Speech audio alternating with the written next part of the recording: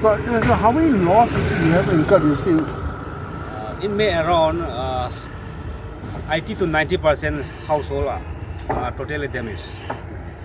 Basically, this area is particularly which area? This particular area is Kairembikhok village. Okay.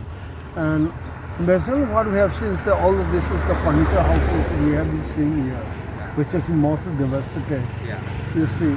And any sort of help or assistance from the Yeah. government?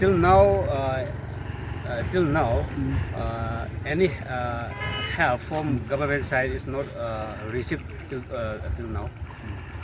But how many 80 to 90 furniture house are available in our Kairembikhok village, but this hailstorm, sudden hailstorm is totally damaged. This industrial estates, furniture houses. any casualty or injury? No casualty, but most of the houses are damaged.